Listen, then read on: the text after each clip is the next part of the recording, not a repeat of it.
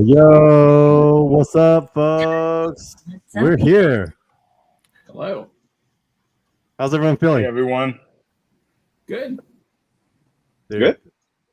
it's funny. Justin brought up yesterday that the first day stream totally killed us. I don't know if everyone else felt the same, but yeah, the full day stream was crazy. I think I'm still recovering from that. But everyone, welcome to 24/7 Comics Live. We are now closing out this Kickstarter campaign, and want to welcome you guys. Oh, I'm getting an echo. But yeah, we're closing out this Kickstarter live. Sorry, I have my other YouTube on, and we are going to do a wrap up. Just kind of check in with everybody, seeing how everyone felt. Maybe review the campaign together. Also, in this last hour, share with the audience some of the hard work we've put into the different products. Not to mention that Brian still has a lot of work to do because we have our sketch tiers as well as the commission tiers, which we'll show a sample of today as well. But before we get started, why don't we just do a quick round of reflection over the last month? Introduce who you are, what you do for Zero Ghosts and 24/7, and then share a bit about how you felt this last 30 days. I'll start off. Hey, everyone. I'm Wil Quintana. I'm the color artist for Zero Ghost. And wow, last few days have been a blur. I'm really excited about this campaign and really excited to get the book into people's hands. Yeah, well, I mean, you guys something? don't see this, but we see all the new pages coming in, and it's bananas, man. It just keeps getting better. So I think you guys, we're on our final pages, right? Well, I think 20, and then 20 was what came in last night, and then you're finishing the rest. And man, issue 6 is just gonna be crazy, guys. It's gonna blow your minds. Oh yeah. These last few pages are just. I've been so excited, like sinking my teeth into them, like totally digging them. So yeah. And I think it's gonna reflect. It's gonna reflect in what people see, And I'm just really excited to show people what we got, because I think we're putting out something that's not like everything else you're seeing these days. We're putting out a really good quality product, and years in the making, literally. So yeah, a lot of time, a lot of effort, a lot of late nights put into it for sure. Collective late nights for sure. That has to be so crazy for you guys, knowing what's coming, trying to kickstart it, trying to tell people about it, but not too much. I mean, I know it's not your first rodeo, but I am so impressed because no one has flipped at all and given any clues. And you're still working on this and doing a campaign and promoting other things. I mean, and you look so fresh, all of you. How? See, I have the advantage that I can't spoil everything because I'm a fish memory and I don't actually remember what happens in the book. You kind of like that too. I have like the worst short-term memory. I have like selective long-term and short-term things just kind of disappear until I start winding it out. But speaking of late nights, Sarah, NerdyBarbie, what's up? You had a bit of a late night last night, right? Yeah, I did. I thought I was still cool enough to do an after hours, just help manage it. And no, it wasn't that way. But I got home at 6 and I'm at an age where I don't overdo anything. So I'm happy to be here. This has become my little baby. I believe in it so much, and I still am discovering things, even working behind the scenes. So it's been incredible for me, and thank you guys for having me. We are starting to do our cosplays already, so that's something else to add on to it.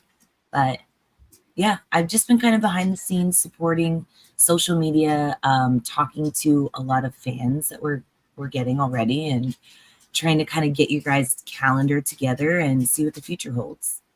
Yeah, thanks for making time and making it, even though you only slept a couple hours. And isn't it cool to see a year ago, San Diego Comic-Con 2023 is when we met.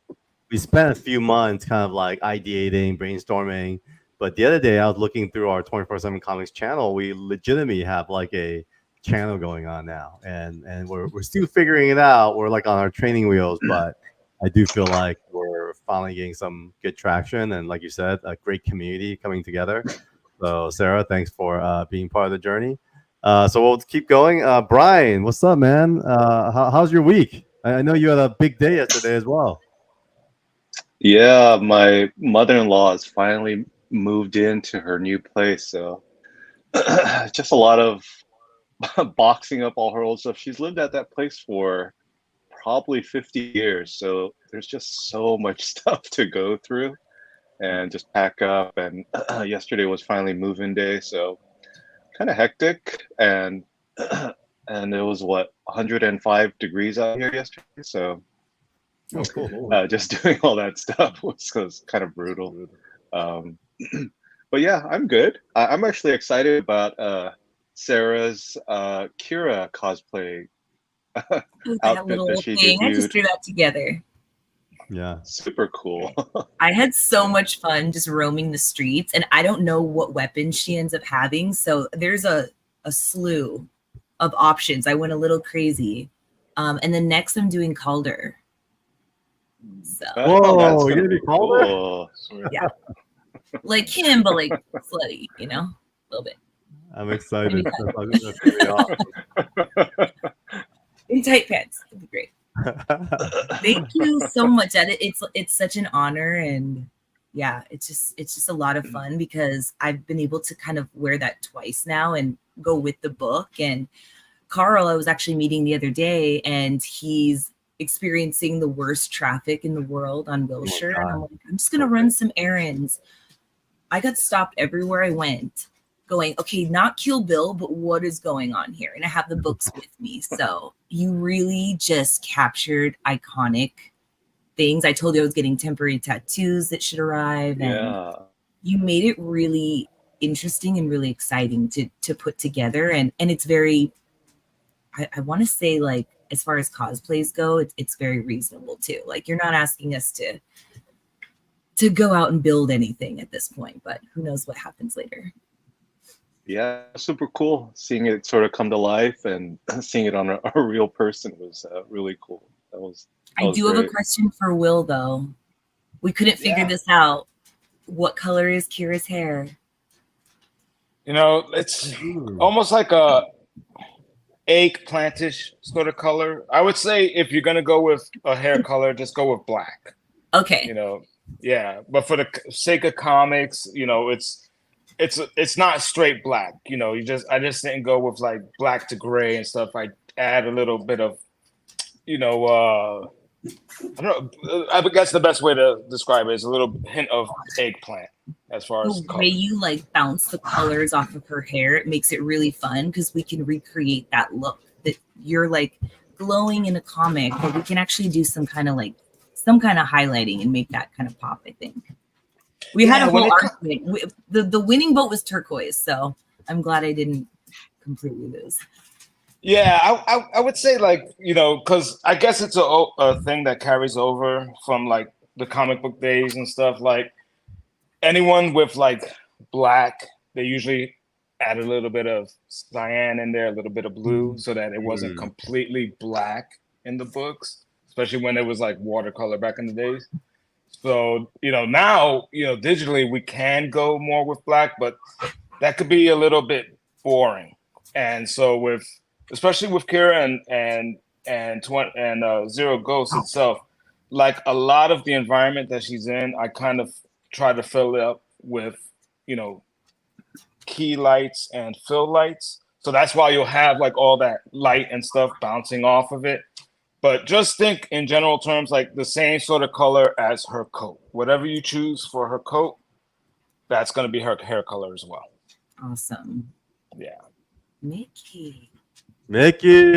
So Brian, thanks for making out still, even you had a crazy day yesterday, but let's welcome Mickey as well. What's up, Swag? What's up? Sorry, I had a little issue just right as we started, but happy to be here. It's a big final day. Final day, man. Big day. I mean, you know, you've been through a couple times yourself already. I mean, How was it for you on your second Kickstarter? Because you're kind of your cadence has been like just a few months before us, and so you've been a big help, obviously, also as part of the team.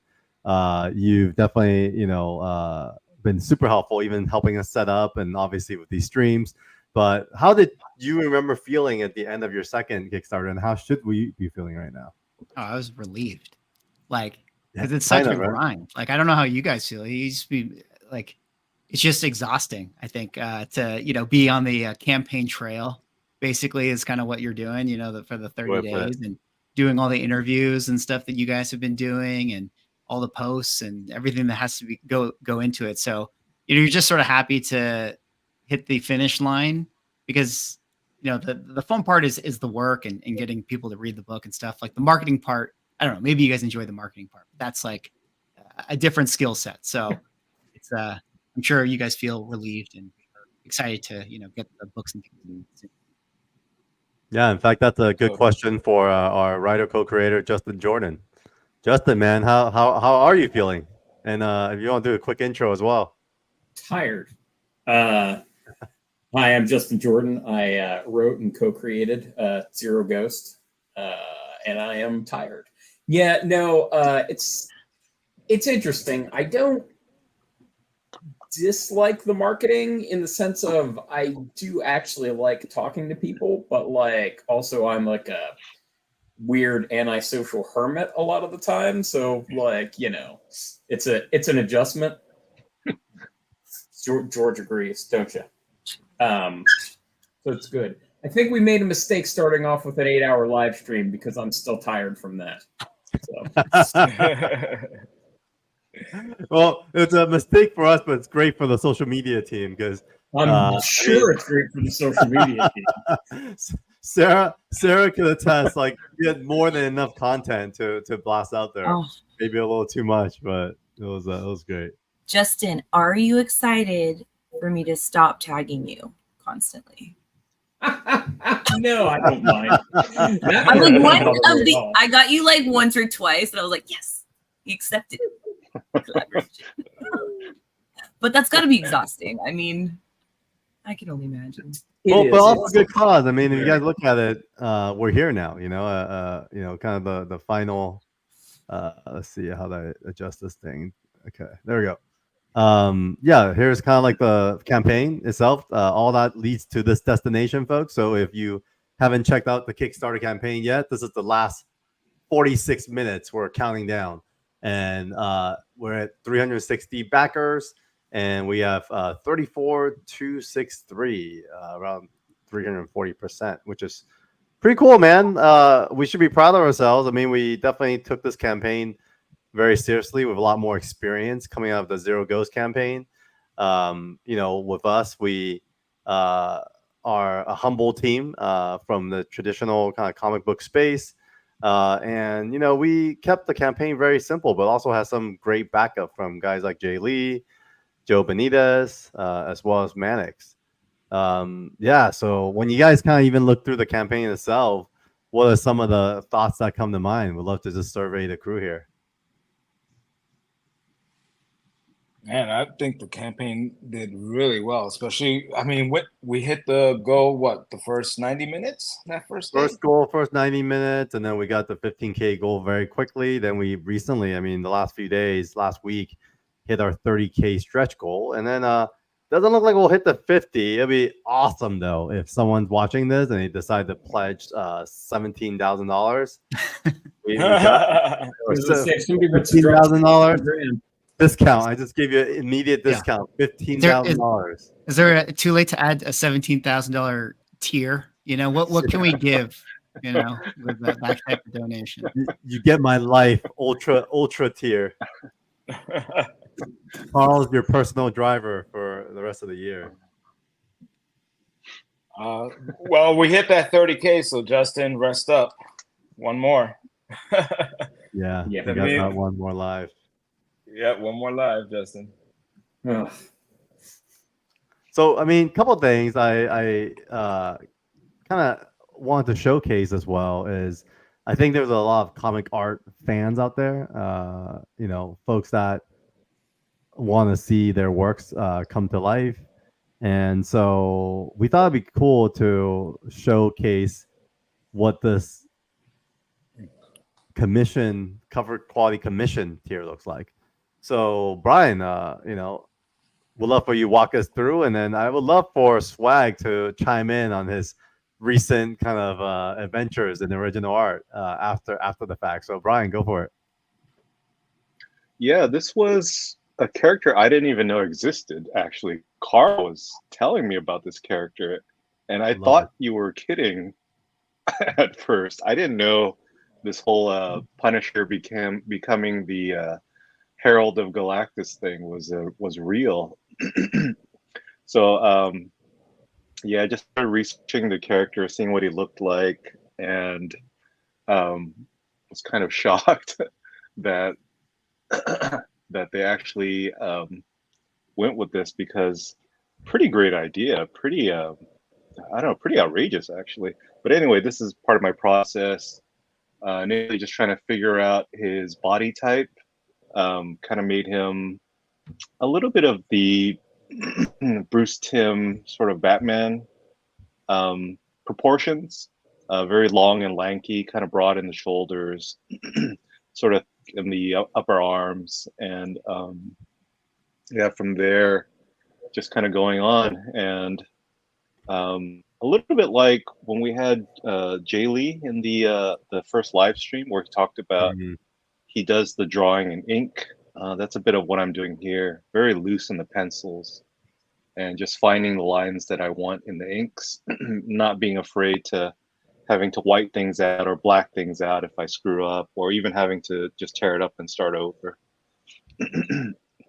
But yeah, this is just me just kind of doing everything freehand with the gun. You do a little bit of ruler to get some of the perspective in, but after that it's just all freehand, so it just feels quick for me, like instinctive with the lines.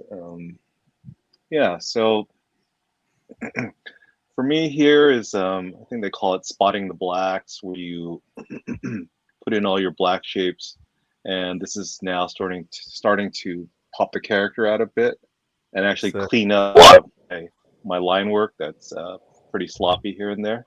But it helps to push Ghost Rider forward, and we're starting to kind of see how he looks in the environment and sort of making adjustments here and there. The idea is that he's on sort of like a moon, something like that, and he's landed, and the rocks are popping up forward, and his chains are just flying everywhere. Yeah, just sort of adding flames to his skull. I know the actual design is he's wearing sort of a globe over his head, sort of like Mr. Freeze.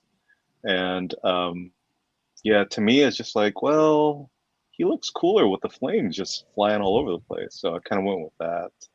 Nice. But yeah, that's it. Couple days awesome work, I think. Yeah, that's awesome. How long did that take you? What was that time lapse? Yeah, a couple days. Maybe like half a day to thumbnail it, figure out the idea of what I wanted to do, and then 1 day to pencil. I could probably go faster, but I like it to sit on my table and I kind of come back and forth, and I see the mistakes here and there. You get perspective that way. And then the inks were pretty quick. The inks were about half a day or so. Yeah, definitely. This belongs to a good friend, Rob Russ, who gave us permission to kind of preview what he's about to get. So for those of you who are curious about this and are comic art fans as well, you could get your own. We have a tier that's Brian Ching cover quality commission, and Brian doesn't do a lot of these, and so to get one of these, I think it's a blast and definitely a privilege and limited edition. And there's only 2 more left on the tier, so if anyone want to grab it in this last hour, definitely grab your own. But Mickey, go for it. We'd love to hear some of your thoughts, because you've recently been diving into the world of original art as well. Oh yeah. Well, that sketch or the cover art that you did right there is definitely awesome. And that's funny that you didn't have too much of a connection with Cosmic Ghost Rider because he's a really cool character. He's been like a fun invention recently, I think, by Marvel. But yeah, I mean, from the collector standpoint, I'm definitely feeling that the pull towards the art, because it's nice to know that there was sweat equity that Brian put into this thing, that it's mine, and this is the only one. I mean, I realized that you put sweat equity into making the comic book and stuff, but to know that you had to sit hunched over and have scoliosis to make this beautiful piece for me. It just, as I hang it on my wall, I'm like, yeah, he had to really work hard on that one. No. So, it's just really cool to get like the art stuff. And this is all stuff that Carl, I think that you've, talked about before. And I think it's just really cool to get something that has like a personal touch. Because really that's what it's about. It's like there's the art, and then there's the story that the art evokes, but then there's the story behind the story of how you got it as well, which is a cool touch, when you get these types of things. People don't realize Brian actually sweats into the ink to get those washes. That's you can tell. You can tell. Yeah. Like literally, yeah. That's how he gets those great wash effects. And the good news is everybody who owns a piece of Brian Ching original art will eventually be able to clone him. So, because they have the DNA. Right. But I actually, the spattering technique, you spray ink on the piece. So some people like to wet the brush, and they sort of like they tap it with their finger and it sprays. But I saw this artist, Raphael Albuquerque, where he would blow on it. And I liked the way that it was a little more violent. And so you do get some of my air particles, if you will. There you go. On the page. Hand blown. Yeah, there you go. Hand blown page. That's right. I wish I would have known this. I would have put that on the post too. So there you go, people. Like, you got 2 opportunities to clone Brian right now. That's right. Yeah. Hurry. Yes. And now the globe, is the globe supposed to be a helmet? And is this the Frank Castle version of Punisher? Yeah. Yeah. I don't know the history of it. I'm just. I think so. Yeah. Is that right, Mickey? I could go into story time. I mean. Oh yeah, go Carl story. Yeah, go for it, Mickey. No, I might butcher it because I think I remember, but it's like Galactus is eating, Earth or something, and Frank Castle's fighting him off at the last second, and then he makes like a deal with who's the Ghost Rider devil, Zathura or something like that. Mephisto. So Mephisto. Origin is Donny Cates, Jeff Shaw, the co-creators of Cosmic Ghost Rider, and this came from a run called Thanos Wins, and it's basically an alternate, multiverse universe where Thanos have just gone ruckus. And imagine he never got stopped by the Avengers. He kept going, and he was basically conquering worlds after worlds after worlds. And one of his biggest antagonists to him was Galactus. And so he's going after Galactus as kind of like his final conquer. And Galactus runs away from Thanos, landing on the Earth. And Earth by then has already been destroyed by Thanos, but the only person that survived was Frank Castle. And the reason he survived was when Thanos destroyed Earth and killed all the Avengers. He was going to hell, and he made the deal with Mephisto, who's the devil. And Mephisto says, "Sure, you're my servant. I'll bring you back." What he didn't tell him was everyone else was already dead on Earth. So he shows up. He gets brought back as Ghost Rider, as Frank Castle Ghost Rider, and he's roaming the Earth by himself. So by the time Galactus shows up on Earth to look for the Fantastic Four's help, Frank Castle has gone kind of crazy. So like his personality is totally quirky. He's definitely like totally out of it. And so when Galactus shows up, he's like making jokes. He's kind of like a wisecrack. He's almost like a Deadpool in a way. And he's like, "Are you really real?" And then Galactus, "Yeah, you are real. And now you're gonna join me to fight Thanos." So he basically makes him a herald of Galactus and turns him into a cosmic Ghost Rider. And that's kind of what happens. But what's really funny is when they actually confront Thanos, Thanos blows Galactus' head off and kills him, and basically asks Cosmic Ghost Rider to fight alongside him. So he ends up becoming Thanos' sidekick for the rest of the story. So kind of crazy. It's nuts. Yeah, so it was nuts. Very comic book. Yeah, very comic book, and pretty out there, and like it shows how much influence and Donny Cates had over the Marvel Universe at the time, because he was able to do whatever the heck he wants, So I think that in itself was amazing. But with that said, we're about 33 minutes to go. I want to show another thing that we're working on. Unfortunately, we did not get to the 50K stretch goal, but we'll also want to talk about what this is. So, Justin, why don't you kick us off? Like, what the heck are these? Those are metal cards that we did about the main characters with biographical information and power rankings on the back. So we were trying to do kind of like those classic Jim Lee X-Men cards from 30 years ago. Just kind of depressing. And they are super dope. So hopefully something will come of them someday. What was the process for coming up with the power rankings? Were you very, stringent on strength, for instance? 4's pretty good relative. It is like almost everything else. Like I was probably like overthinking it to some extent, because it's interesting.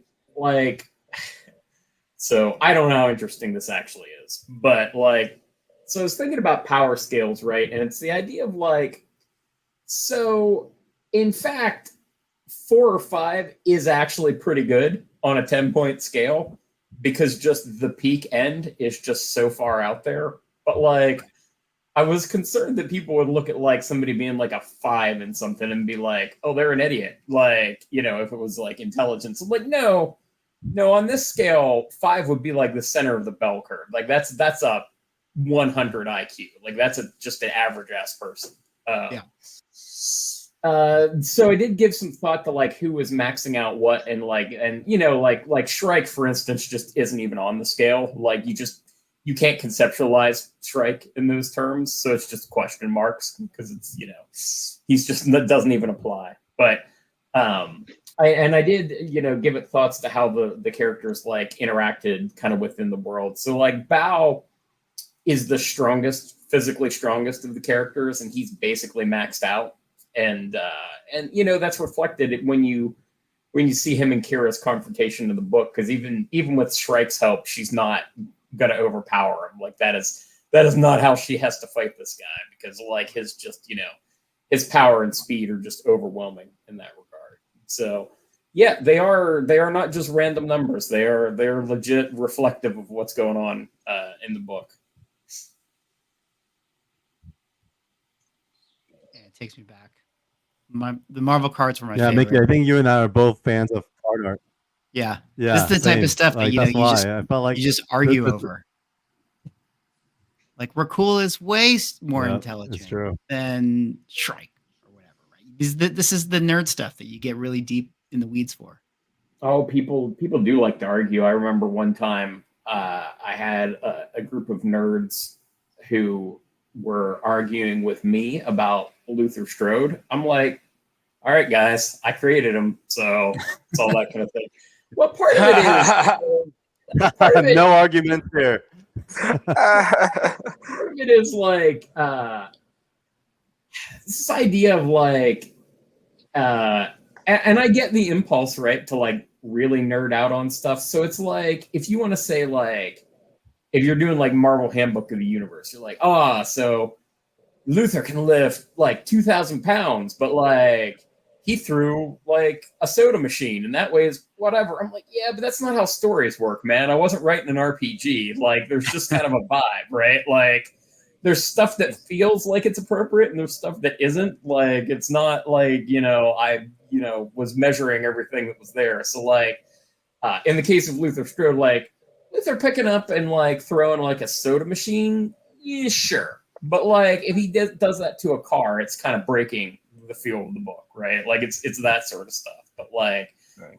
they're like, no. And I was like, and you can't answer those questions. So you're like, I was like, yeah, roughly the rough rule of thumb that I had for like Strode was like, he is basically twice as good at whatever the best of the best humans had ever done. So like, for instance, the world record in like the deadlift is like 1,000 pounds, give or take 1,200 pounds, I think these days. So he could lift, 2,400 pounds. But like, if you try to be like RPG literal with that, like it's not going to work out. Like it's just not the world he operates in, man. I definitely had Thankfully, with the characters in Zero Ghost, to a quick dive.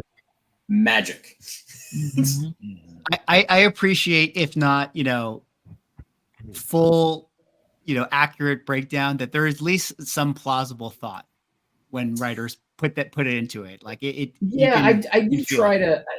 I do try to give, like with anything, I do try to set and keep the rules of the world consistent. Like, and that is also the case in Zero Ghost. Like, even though it is dealing with magic, like there's a way that magic works in this world, and I created internal rules for myself to like try and constrain the characters and all that kind of stuff, because otherwise it ends up, and honestly, comics has a tendency to do this. It's like anybody can do anything, and like that's fine if it's built into the characters and the story to begin with. Like I don't object to the fact that Superman can basically do anything, but like, you've got to build stories around the fact that Superman can do anything, rather than, well, here's a problem and he just has the ability to solve it. You know what I mean? It's the difference between, I can even go super nerdy on it, like in like Superman 2, like ripping off his thing and like throwing a cellophane chest shield, and like, whichever one of those movies he had fix a brick wall vision, like that's just nonsense. Like you need to build your world better than that. Like if that's not how you start from the beginning, right? Like, so for all of these comics projects, I do try to establish the rules, but like, again, it is a story. It's not literal. So like the rules are, fuzzy. Yeah. Ooh, speaking of fuzzy, it's awesome. I just want to jump in real quick. Since we started our stream, we got one more backer account. So we went from 360 to 361. Yeah. Excellent. Yeah. All right, folks, we are now literally 26 minutes left. Last time at Evermind, we had 365 backers. And so if we get 4 more backers, then we'd be right there. So, folks, if you're watching right now, this is a really good reason to back, because you could guess at 365, maybe even 366. Not saying we're competitive internally or not, but, It's got to be 365. That way it's 24/7, 365. Yes. Which we thought was kind of cool. It's almost like maybe that's the theme now. Like every Kickstarter, our goal is to get at least 365 backers. So who cares about the monetary value? It's like, we just want 365 backers every time. That was when I did the first Urban Animal Kickstarter. It ended at exactly 666 backers, which, like, the metal kid in me appreciated. Yep, that's your number then. Maybe that's what it is. Like this 365, 366. Yeah, I was thinking, since this is leap year, let's push for that 366. Oh, is this leap year? Oh, it is, huh? I guess so. It is a presidential election year. Aren't they usually the same? Always the same? Yeah, they usually coincide, yeah. I wonder if that was intentional. So they put, knowing that we had an extra day, they said, let's just use this day to elect our president. But here's another closer look at the characters, guys. Some of these appeared on the cards. Some of them won't for this first round. Doesn't mean we won't have them for the second round. This may be a good time also, obviously we're too far from 50 to be able to make it and unlock that goal. But these cards will be available somewhere, sometime soon. So stand by, subscribe to our newsletter, and you'll get updated on when they actually become available, wherever they become available. Now, What else? I had a quick question actually about the cards. Now they're actually printed on metal, actual metal. What type of metal? They are on metal. I think they're on brushed metal. We experimented. Mary and the production team worked really hard, along with Jane, who designed. It was initially on steel, I believe. Mary, I don't know if we have any videos available that we could show the audience of the actual what it looks like, but I think they just went through print today. It's on brushed metal, and so it's really cool actually because by design, if you look at the cards itself, a lot of the wordage in the back is in this kind of like gray on white, and so it actually pops really well when it comes to brushed aluminum. Sorry, Mary corrected me. So you guys see an audience. Thanks, Mary, for holding it down. Mary, if you could get us one of those videos too, it'd be awesome to show the actual cards so people can see kind of what they look like. Some of these factory videos are a little raw, but they're kind of cool to look at, and it gives you a great preview as to what it is. And when we do drop, you guys bet that our backers of the current campaign will get priority in accessing. So sign up for our newsletter if you haven't yet. So is the fill, the background gradient on those cards, that's the texture actually that creates that gray, for instance. Yeah, that's the metal. Everything we're seeing gray is going to be the actual metal, which is badass. Right. That's really going to be cool. I don't think people like realize that during the campaign. Like they're probably thinking they're going to get those 30-year-old like cardboard cards, not like this really unique sort of cards, man.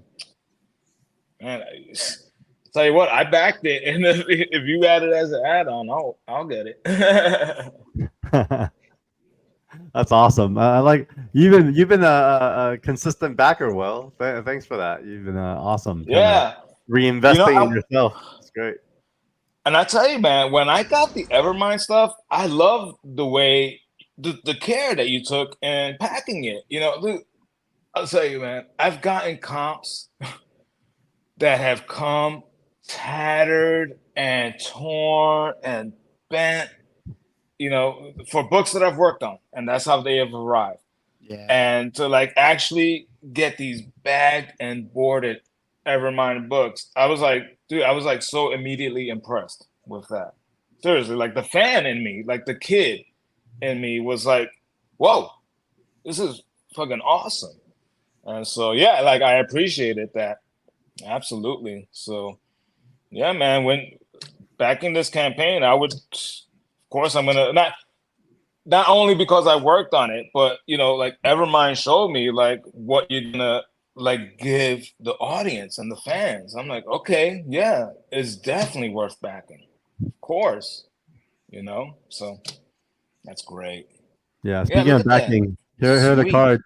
I think they're gonna be round corner, I believe, because I think that sharpness may stop some folks at the airport for carrying ninja stars, but it's gonna be round corners. But you can see the we're not messing around. These are like solid metal cards. But if you do round corners, how am I supposed to use them as an assassination weapon like Bullseye? I know. It'll be so in theme with Zero Ghost as well. So, actually, are they round corners, Mary? I don't remember. I think they are, right? Because we were saying like they'd be a little too sharp, but Mary could probably comment better on that because she's been managing production of it all. You're breaking my immersion with them not being real weapons for Zero Ghost. I know. Yes. So Mary confirmed. Yes, they are round to protect us all. Otherwise, I was going to suggest we do a video where we throw them into a target. Or people. That could be a good way to get, bonus stuff from New York Comic Con. Just cards stuck in them. Oh, God! Why Zero Ghost? You guys have seen that, right? Like those videos of like these guys who like throw playing cards and they like chop stuff in half. Like any of us could do that. If these were sharp corners, we could all do it now. So yeah, that'd be awesome. I'm like, my God, imagine the damage Bullseye would do with that. And Gambit. Oh, here it is. Here's nice. the actual cards themselves. there were so many stages in this too. I mean, they really worked consistently on this. It's like beautiful. And the production team has done a bang up job throughout, you know, every step of the way. Mary and Jane are, you know, thumbs up. Kudos, guys. Thank you. Yeah. You're absolutely killing it. Totally killing it. Definitely making Sarah and my job easy because we're the ones that kind of feed the audience, but they're the ones that really, you know, prep all the streams and everything. So definitely shout out both Mary and Jane. We're still at 361, folks. Come on, guys. We got some new eyeballs on this right now on X. Welcome, folks, as well as some folks on YouTube. We are at 361, so 4 more to 365. We're here for 24/7, 365, and 19 more minutes to go. What else, folks? Let's talk about this campaign. The story itself, I think, you know, Justin shared earlier. Oh, let's talk about this, man. Dude, Mickey, this was a big highlight. The trailer itself. Can you guys hear the video? No, can't hear it. No. I'm gonna turn off the sound. But Mickey, man, what was your approach? I know we touched on this on the first day, but you know, you did a bang up job on this, and you know, we got tons of awesome feedback when talking about the trailer itself. What was some of the thought going into how you picked the moments, what you felt was the core of the story, and even the angle with the whole voiceover? Like, what were the thoughts surrounding that? Yeah, well, I just think that you know, it's really just taking what the guys made and putting, you know, the spirit of the story behind it, just so people get a good idea. I think that trailers, and maybe we talked a little bit about this, trailers and comics have been kind of lackluster for a little while. I mean, people put them together and they kind of animate them, and there's some cool things that I've seen before, but it's kind of nice when you get a little what do you call it, story behind it or narration, you know, kind of bring it to life a little bit, you know, something from the character's point of view. So trying to just write a monologue that goes in service to the story and gives people the idea. And yeah, you know, it was already just there, you know, with what the guys have put together. So it's just sort of finding the right words for that. And yeah, I'm glad that people enjoyed it. There needs to be more good comic book trailers. And if anything, actually, I always think about how it would be nice to do, I don't know, like when Zero Ghost is done, I don't know if you guys are going to complete a certain arc after, you know, these first 3 issues and stuff, but to have some sort of like animated comic, you know, with voice acting and sound effects. So I just imagine that there's a lot of opportunity there for these types of storytelling devices, you know, in the future. And so it'd be cool to see stuff like this. I do agree. I think one of the things that, you know, we were talking with the Bladesmith team yesterday, and they were just talking about how, you know, watching what we're doing now from the sidelines, as you know, that's going to be the next project coming out 24/7. They were saying how it's really cool how we've been able to think, you know, vertically integration. You know, from, you know, just our comic itself to where it could travel into as an IP, into franchise, merchandising, everything else. And I felt like it's good that they recognize and they see that, because for me, it's been intentional since day one that we're going beyond just the comics itself. But at the same time, you know, we want to make sure we make dope comics first, right? And so I think, you know, with what Mickey said too, you know, we have an arc of 3 for this first Kickstarter. Justin, can you give a little bit of a preview as to where this is going from here? Because folks are going to get their books in hand, right?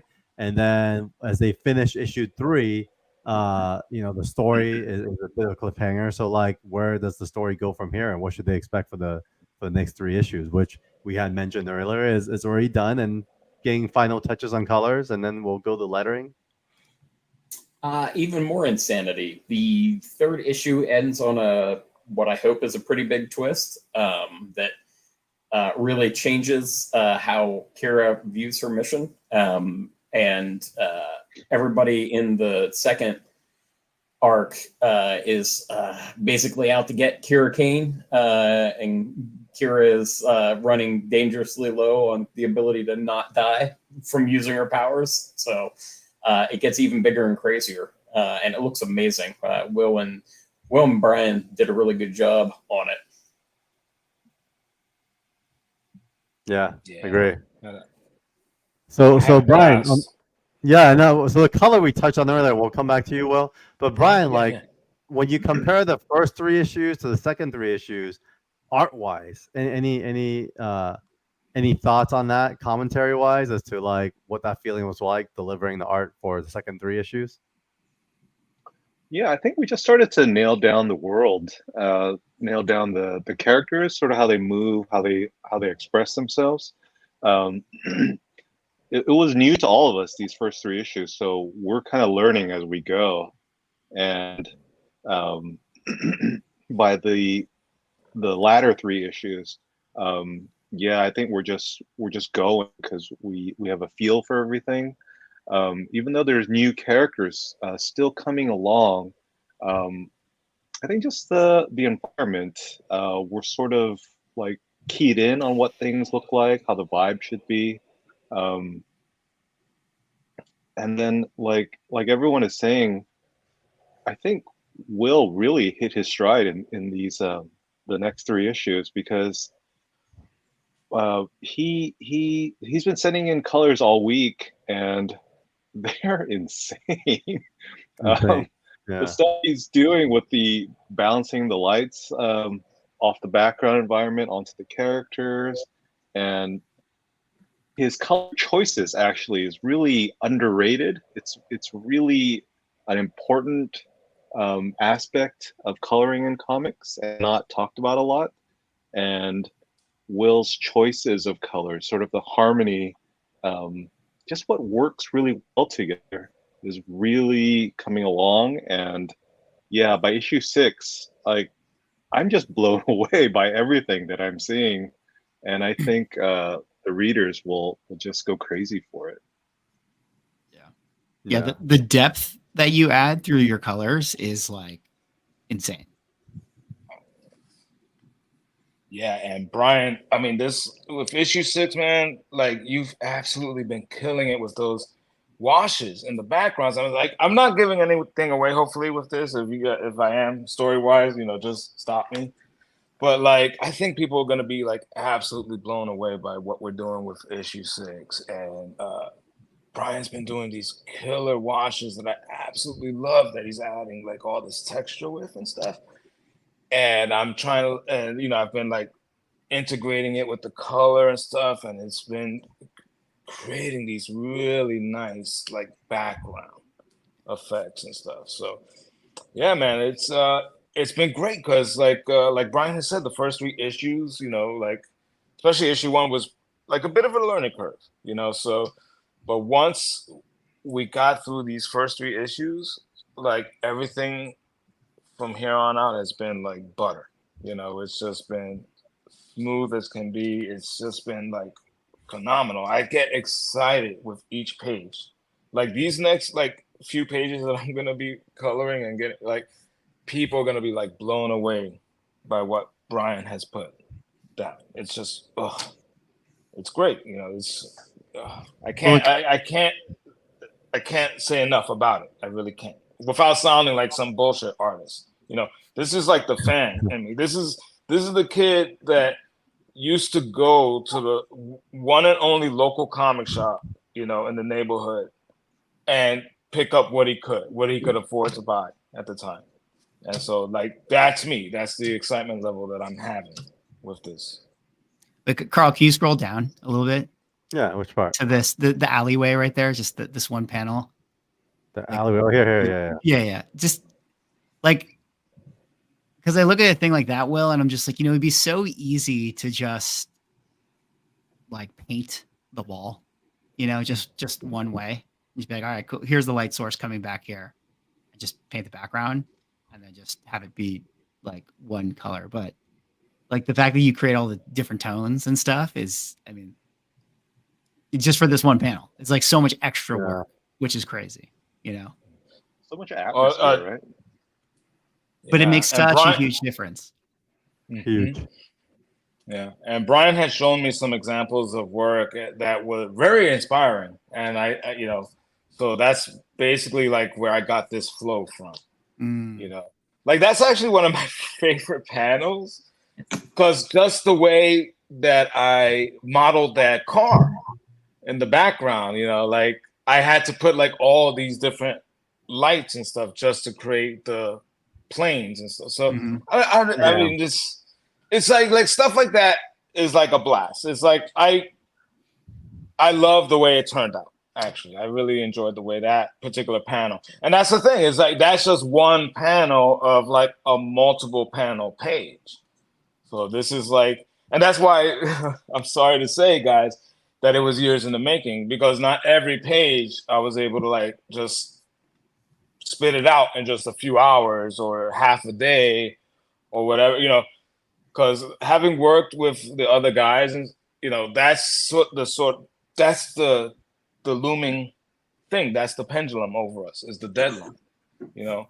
And we always, as the colorists, we're kind of last in line. So like if it's delayed for any reason up ahead, our deadline's not going to change, you know. It's just going to be like an added level of stress for us to kind of meet the deadline that they need for production or for press or whatever the case might be. And with Zero Ghost, there was none of that, you know. It took a while, but this is why it took a while, because I'm not just like throwing in gradients for the city background. I'm actually like trying to like give the city some atmosphere, you know, add some lighting, some planes and stuff like that. And that's, unfortunately, that's just time consuming for me. You know, it's a time consuming thing. There's not just like I love this one episode of The Simpsons where Bart was making his own comic book. This is like years ago. And it always makes me laugh whenever I see it. So he goes to the finishing stage of the comic book to color it, and he literally he pushes one button and then it's fully colored. And then that's it. Like that's the joke, you know? And like that cracks me up every time I see it. You know, I'm like, if only. And I'll tell you guys something. Like I don't know if I'm giving anything away with this, Carl, but like with issue 6, I've been screen recording each and every page that I've been working on. Awesome. So that's gonna be great content. Yeah, like the way you saw Brian working on the Cosmic Ghost Rider stuff, we're gonna be assembling reels like that as well for issue 6. So you're gonna be able to see like each and every page done. You know, the whole process. You guys see Rackle from issue 3. She makes the cover. I'll share this too. My friend Irango, who joined us on the stream, was so inspired by this. He actually created these artworks. Super cool. He sent me this a couple days ago. I got a package. I'm like, "Who's this from?" I'm like, "What the heck?" I opened it and I was like, "What?" I was like, "Why did someone send me art from Zero Ghosts?"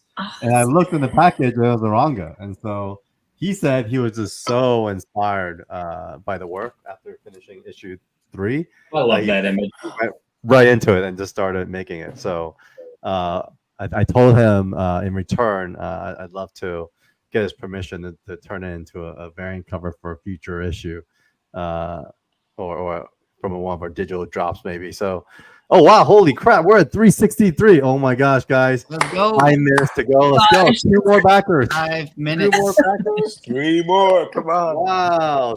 Yeah, you know what? 3 more. Will said. So leap year 366. So last year was 365 on Evermind. We have 5 more minutes to go. We just need 3 more backers, folks. So, man, like 3 more backers, and we'll get there. So it's kind of cool. Mm-hmm. And isn't that the way it should be? Like, shouldn't there be more people buying with each project? Like, it shouldn't be like the way that it is in the industry now, where everybody just clamors for that first issue, and then after that first issue, sales just plummet. You know what though? Yeah. I'm super proud of us because we Evermind did have a semi unfair advantage with like a superstar Daniel Wu attached, right? And so with his exposure, I think it was great, like way to kick us off as a publisher. For us, with Zero Ghost, it's us the little engine that could in that way.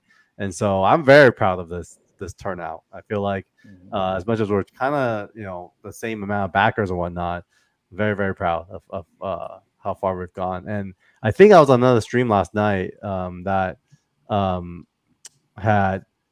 was talking about how broad our reach was, meaning like a lot of folks actually bought in on this tier. So it feels like there's a lot of collectors and readers that are truly excited about what's happening here. So if we could get 3 more, yes, Will, we would go beyond the last one, but we're almost there. We're almost there. Yeah. Actually, I feel like I'm on a Jerry Lewis Labor Day marathon. I know. We only got 3 more minutes left, folks. Then the campaign ends. We're gonna have more channels. Just as a quick reminder for those last minute folks who are coming in, we are doing a 1 print run and done. And so, after this Kickstarter, we typically print a little bit more. Then availabilities will only happen at conventions and potentially one other place. And so, so if you want to get in on this print run, definitely get in on it now. What else did I miss, guys? Anything else we got to share in the last 3 minutes? That's good. Man, look at this. I was going to say, if anybody else gets happens to join up, get the tier with the black and white artist editions too. I would love for people to just be able to have side-by-side comparisons. Hey, that's the tier I got. Actually, I got one tier higher with the variants.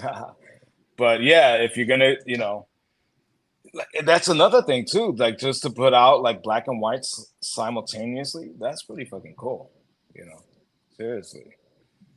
And just to, I would love, see what we do. See it from black and white to color. Get the black and white edition and then try to color it yourself and see how it looks. Exactly. I know.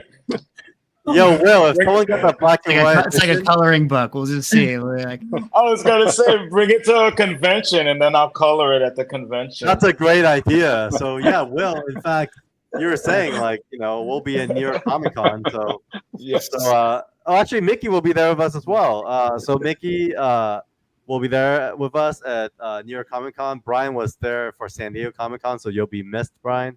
But we're about 117 seconds to go, and Justin as well will be at Comic Con. So we're going to be representing at New York Comic Con. So it's going to be a fun one. It'll be fun. Mm-hmm. All right, folks, 100 seconds. Sarah, how do you feel?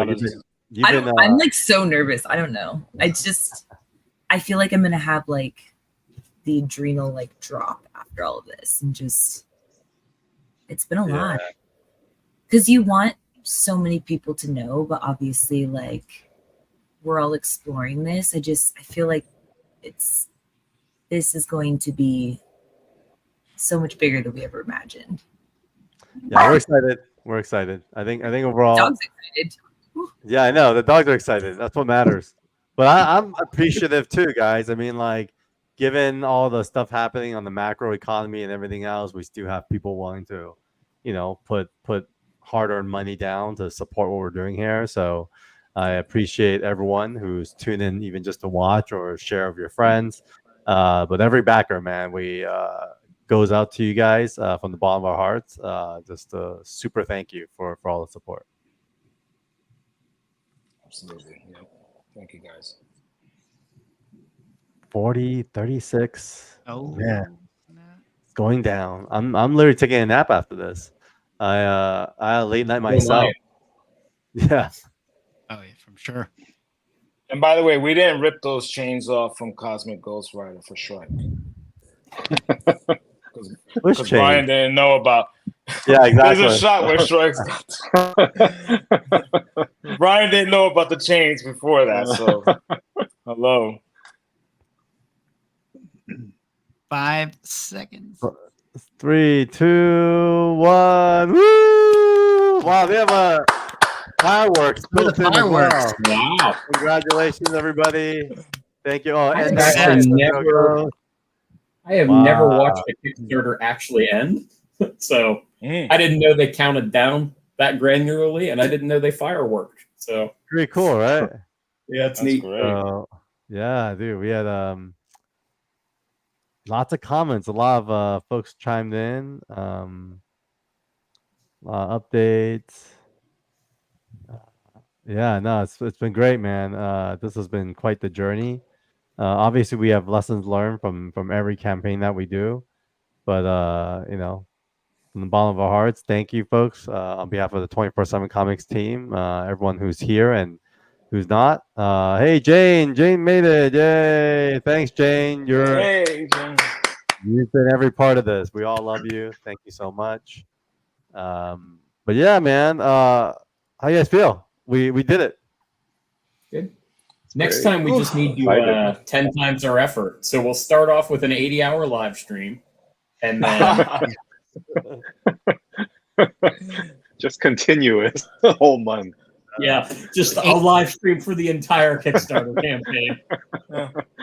Let's just IRL for a week. I think that's how it works. Into the campaign, and it's just the Grateful Dead video for Touch of Grey, the skeletons in all our clothes.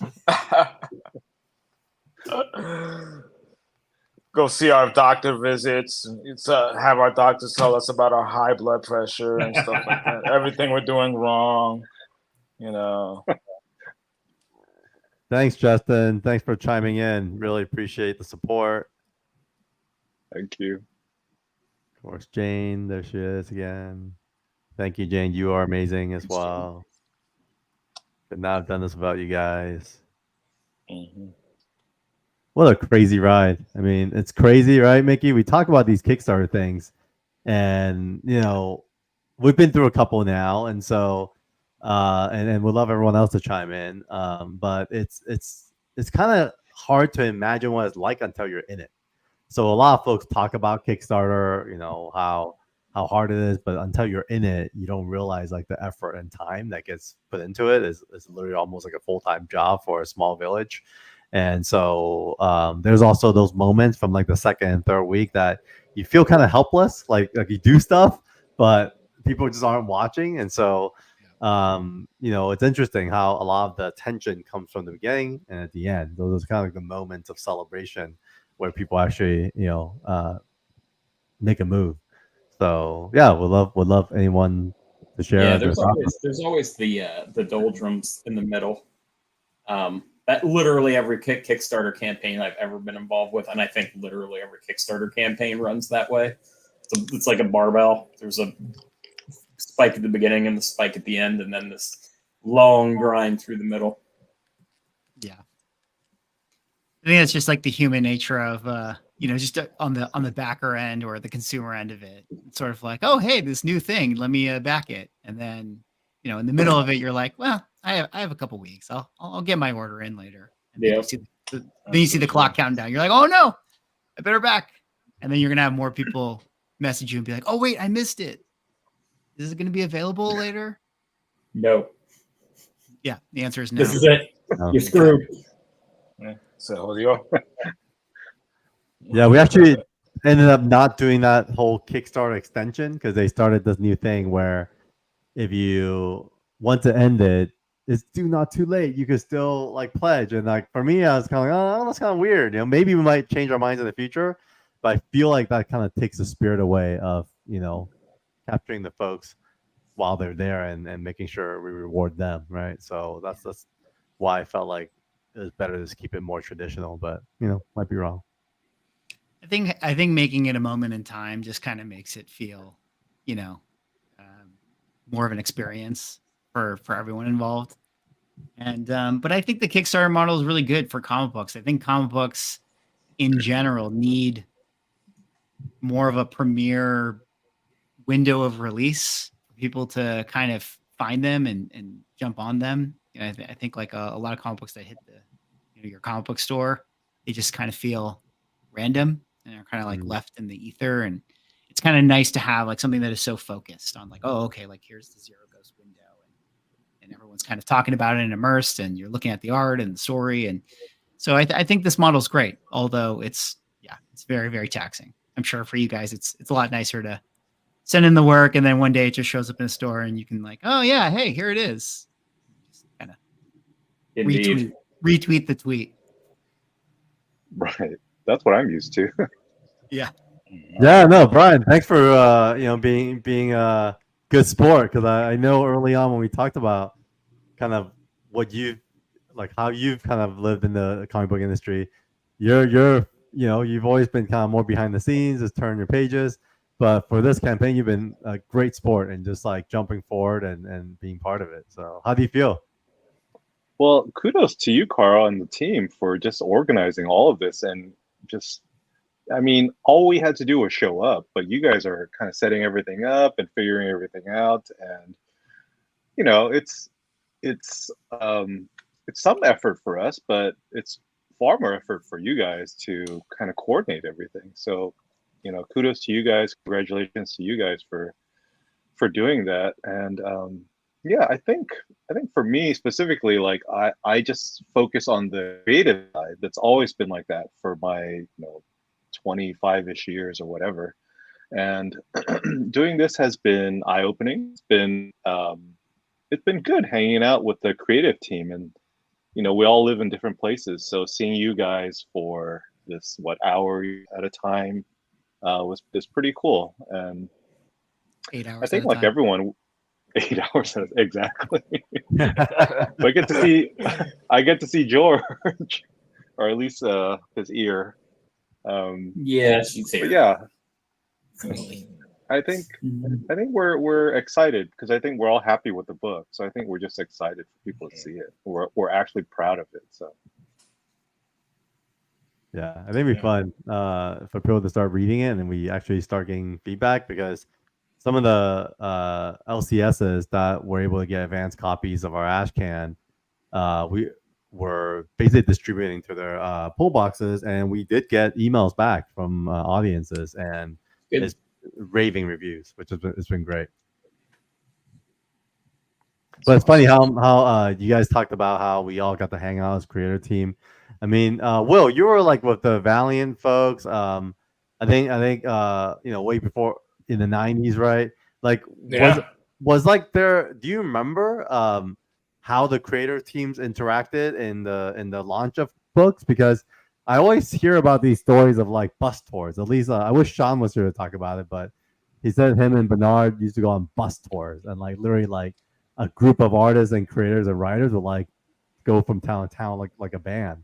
And I feel that's crazy. Like the way the industry evolved, everyone getting separated, that just became impossible. But then Zoom and like the way the pandemic brought us all back together digitally is now kind of allowing us to do this again. So do you remember what that was like in person back in the day?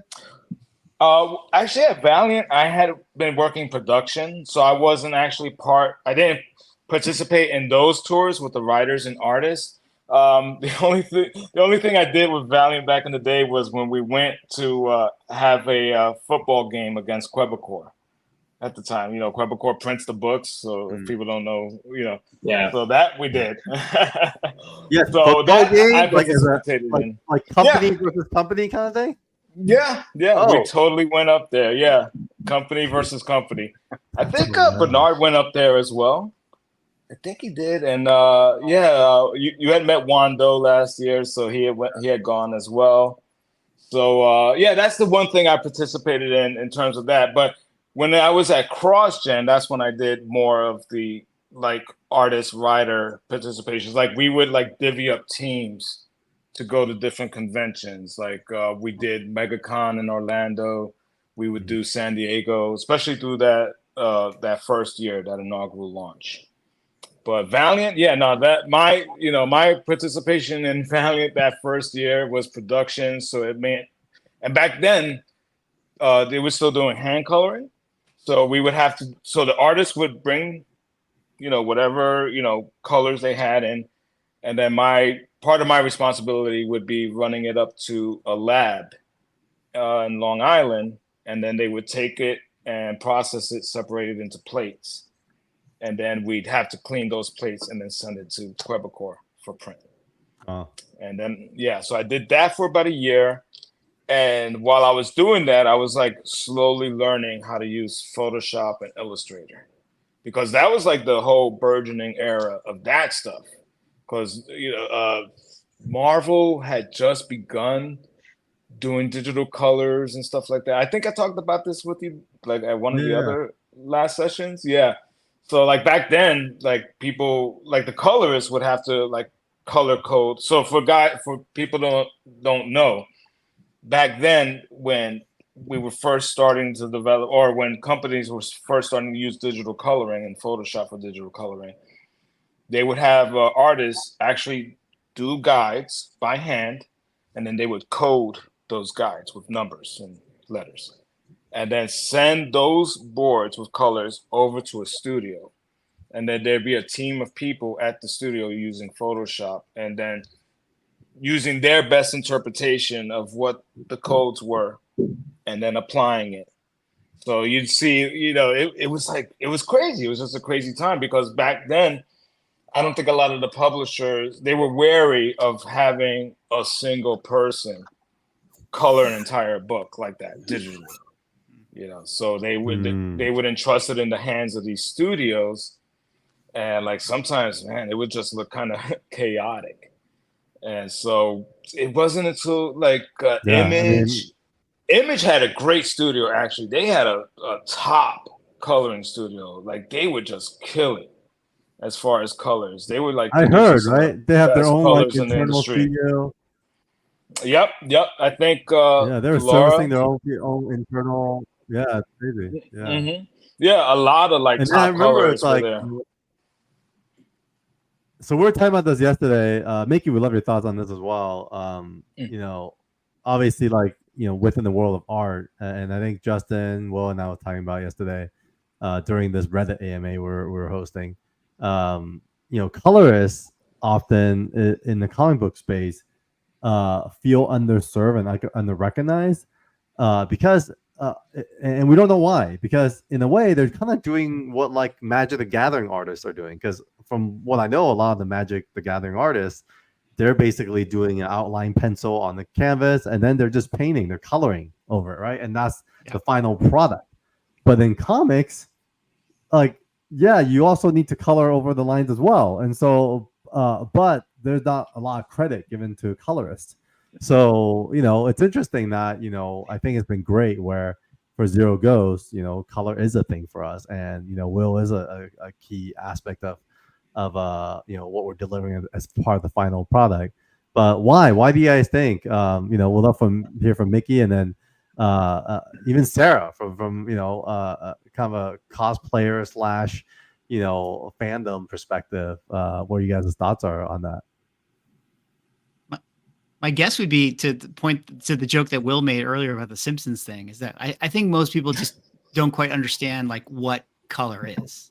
Like outside of like, oh, do I just use MS Paint and then like hit flood fill? Like, is that what I'm doing? Like, so I don't think people like understand that the color oftentimes creates the depth and the texture within the art, so and how the lighting works within the color space. So it's probably just a little more inside baseball for people, but that would be my guess.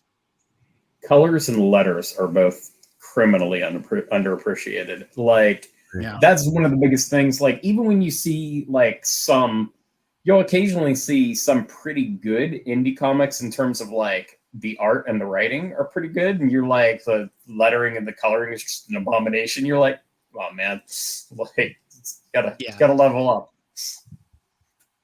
Yeah, definitely. Since knowing you guys, I've seen lettering and it just totally kills a vibe.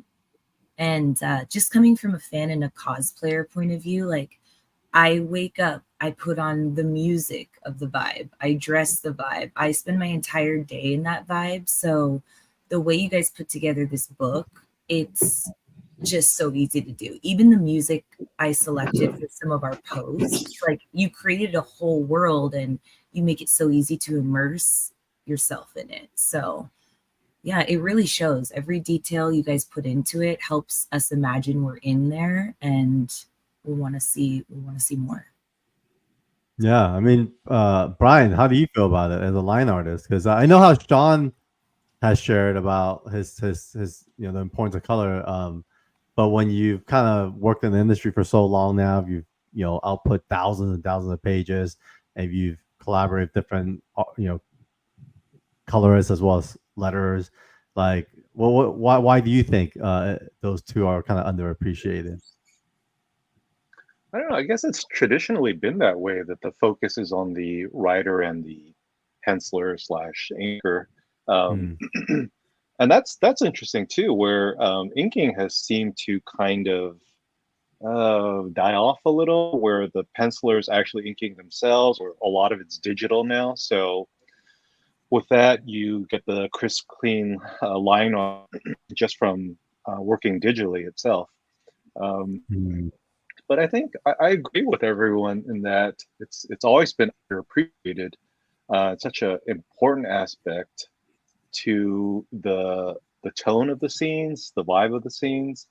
I don't know why it's so underappreciated. We talked about, was it Image Comics, or was it?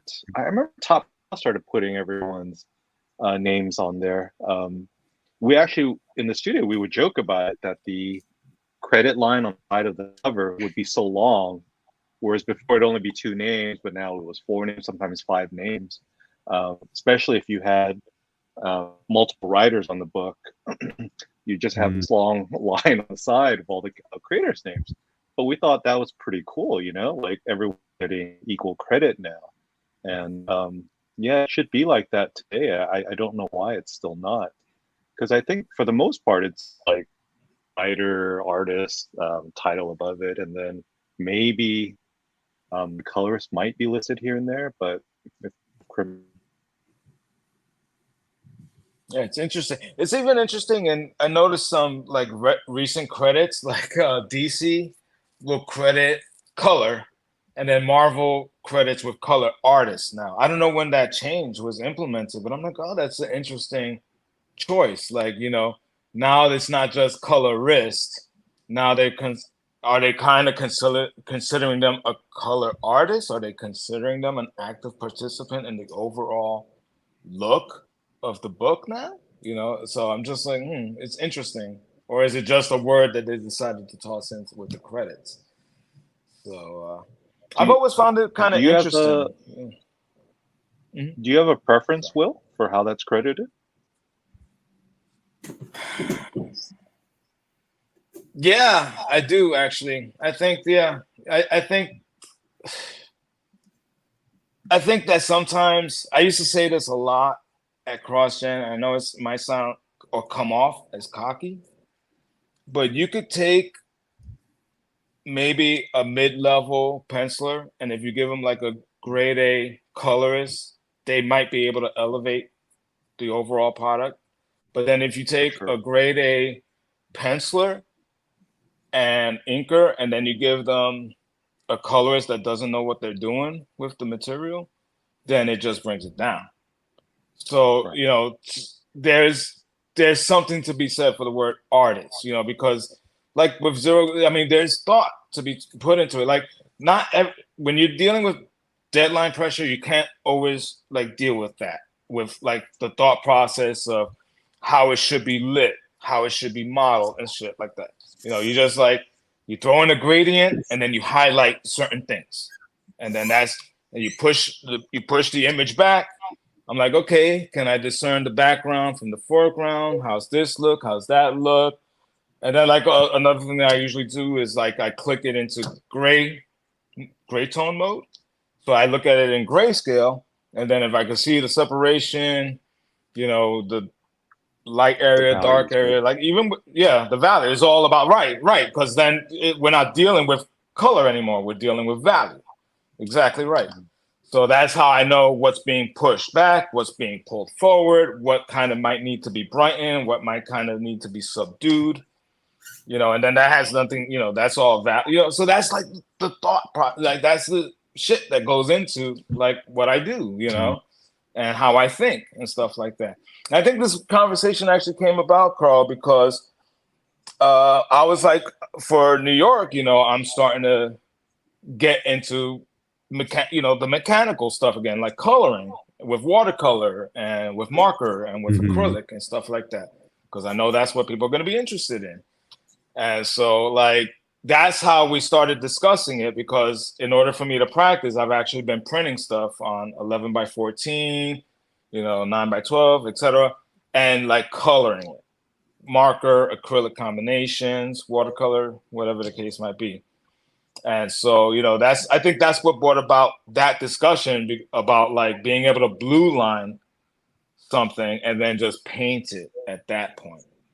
And, you just, as a, there are like colorists that are like top notch, but, I think for the most part, I don't know. It's like, I feel like sometimes the industry looks at us as like interchangeable in a lot of ways.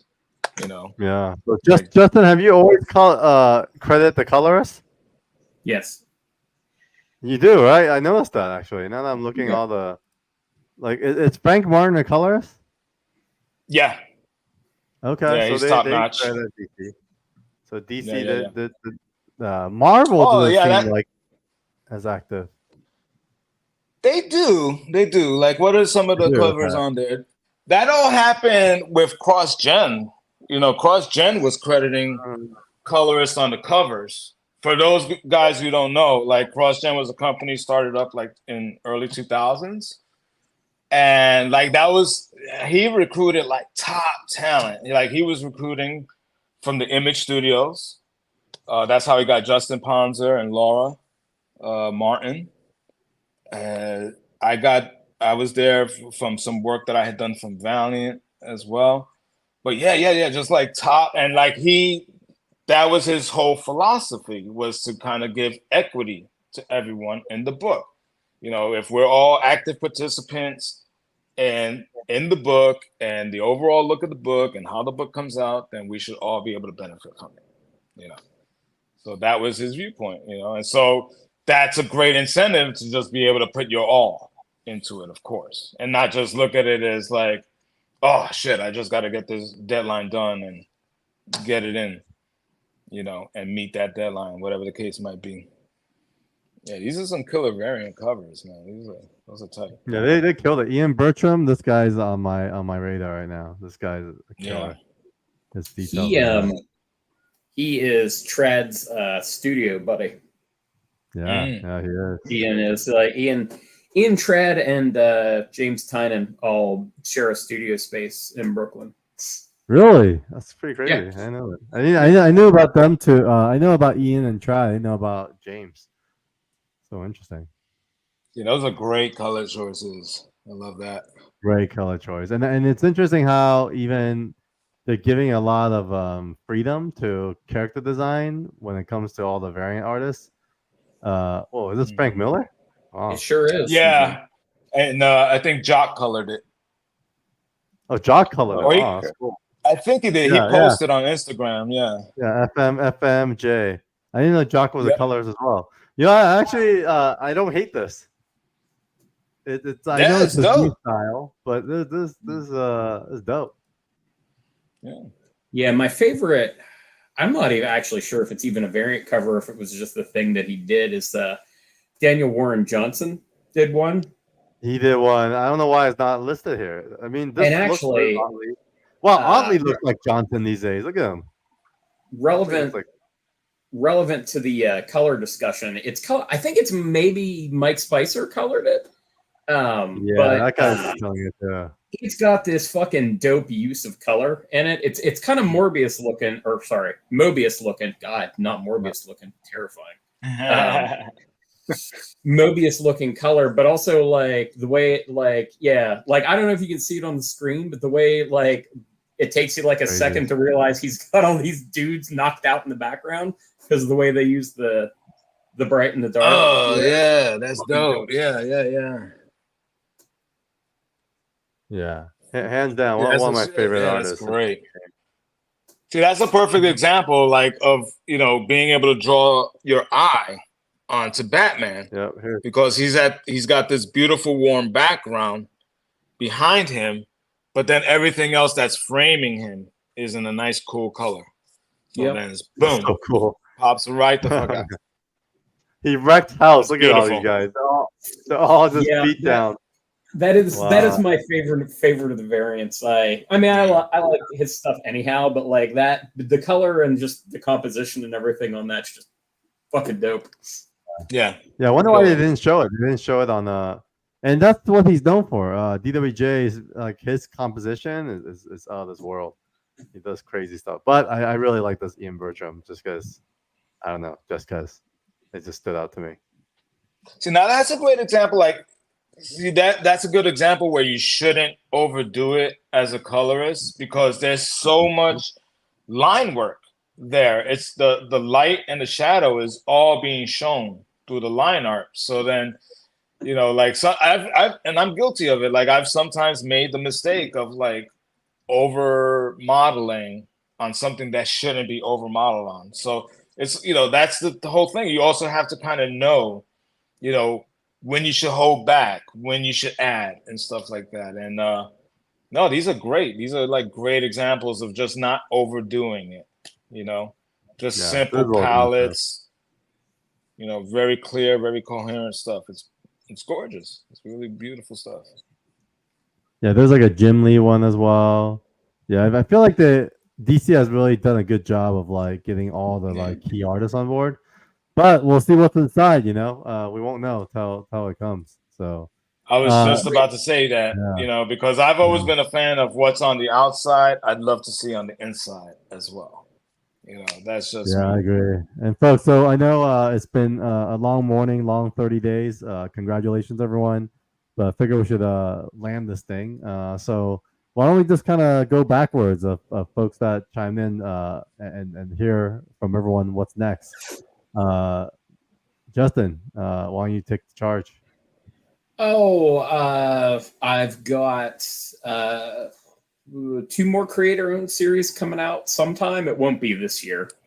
So sometime in 2025. And, you know, always pitching and developing stuff and got some, you know, hopefully some television stuff that'll come through. Getting ready to do another round of like pitches. Generally, I've got 4 or 5 projects that I want to try to get rolling in 2025. And so, and other than that, just getting ready for New York Comic Con. We'll be here in like a month. So, what's the preview for New York Comic Con? What's going to happen there? nothing. Just we will actually have Team Strode all together at one place. So Felipe will be in town, and me and Felipe and Trad will be signing at the table. Sometimes Trad or none of us will be there all the time. We're too old for that nonsense. So I think that's probably our big get this year. Yeah, that's gonna be a fun one. It's gonna be good to see Trad out and about. I know he's quiet the last few years, but he's definitely been out there more. Yeah, he said he actually enjoyed San Diego Comic-Con, which is good because Trad's not usually a huge con guy. So yeah, nice. One of the nicest guys ever, so. This cover for Precious Metal. I've been actually reading Little Bird and Precious Metal, and it's a really good read. Little Bird's great. I haven't picked up Precious Metal yet, just because I haven't been to a comic shop in a while. Yeah, you get too busy making comics to like read them, especially or pick new ones up, especially when you live in the middle of nowhere like I do. So yeah, actually, Sarah, we should get into Little Bird and Precious Metal as a series for one of our reads. But they did a really good job on this book. Okay.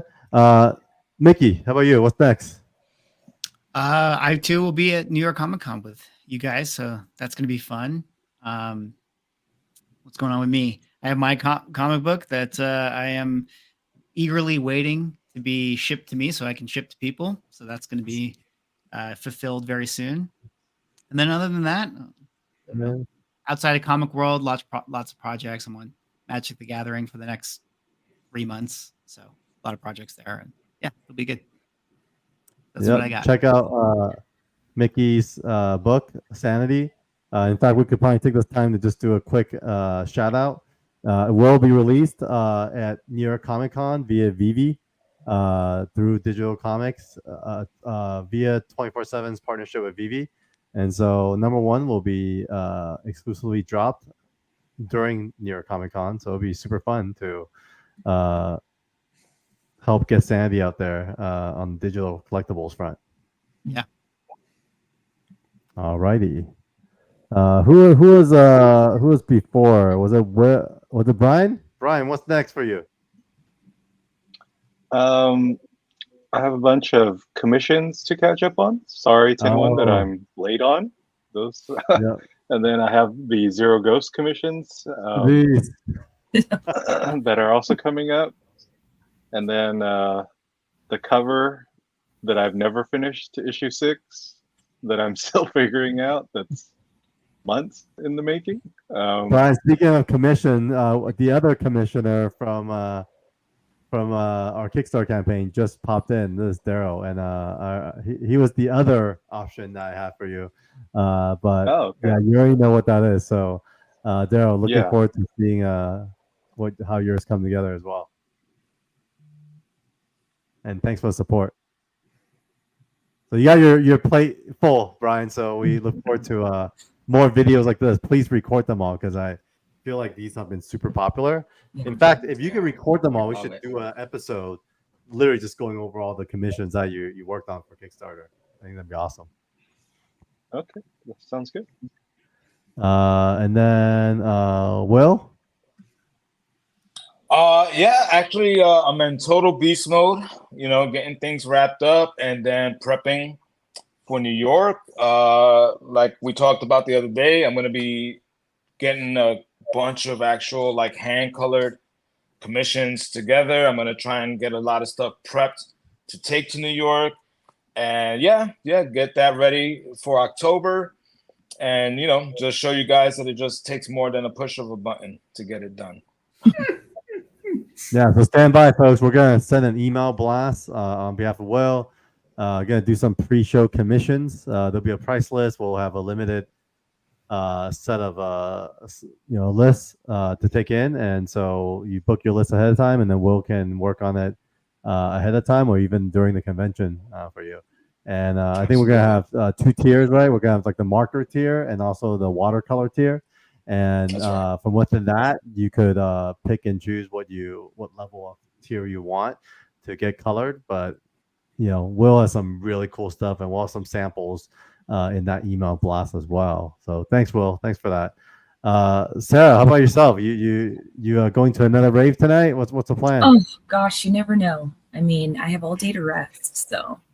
No, I am going to join Daniel and Sean next Saturday at Collector's Paradise.